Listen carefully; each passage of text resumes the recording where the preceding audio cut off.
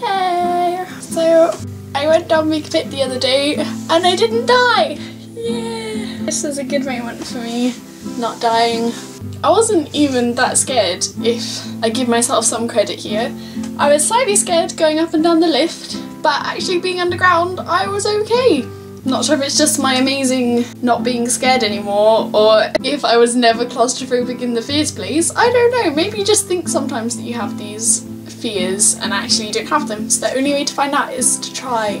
That's my advice for the day. But I also fixed my camera, yeah! So it's not jiggling around and looking like it's moving anymore. I fixed it with my technical whiz skills, which are practically non-existent, so you're very lucky that it's fixed now.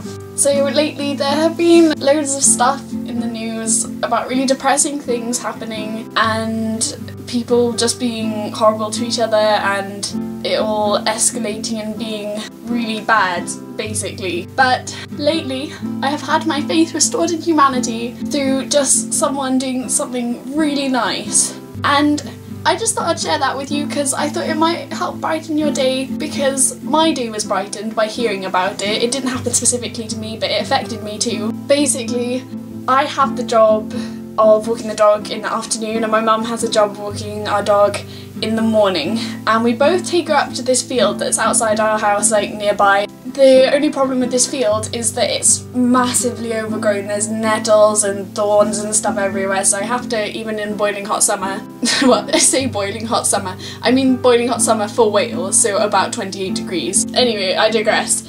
It's really unpleasant. Often if I wear shorts when I go down there and forget my wellies, I will get seriously stung and scratched when I go down there. I once tried to research whether you could become immune to nettle stings if you have it enough times. Turns out that you don't, otherwise I would be immune by now. But just a couple of weeks back, I went down the field and a path had just been cut from all these nettles, like a massive path, like, you can't see how big that is, but it's quite large, so I had no problem with walking on my the normal path that I went on.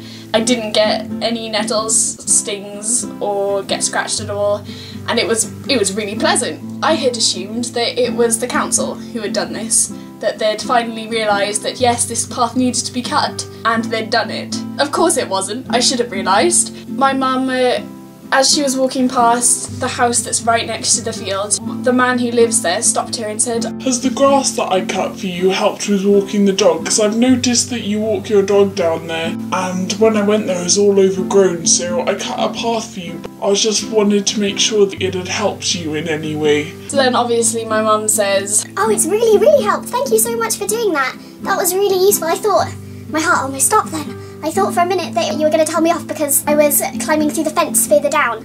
Just to clear things up, you have to walk quite a bit of a way down to get into this field, and the shorter way is just to climb underneath some barbed wire.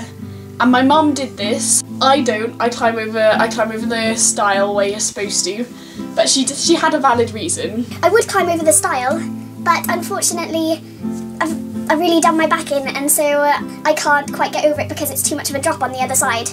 Oh, don't worry about it. I'll put a step in for you, and then you can use the stile instead. No word of a lie, the next day I went down to the field and there was a step there. A step down, so that then my mum would not have to do her back in by either jumping down from the stile or climbing under the barbed wire fence. And he had just chopped aside all this grass and thorns and nettles just to make it more of a pleasant experience for the people who were walking the field. That's just so sweet, and it's really adorable. So I just wanted to share that with you because it made me really happy that someone cared enough about my mum's back and her health to put us to do all that effort. I really hope you enjoyed the story. It made me really happy when I heard it from my mum, and so of course we're now gonna make him something. I'll make him a cake or something to say thank you. I was just wondering if you have heard any lovely stories like that as well, just to brighten my day and anyone else who reads the comments day, and just comment below any nice experiences that you've had recently or you've heard recently of people just doing good for the sake of doing good.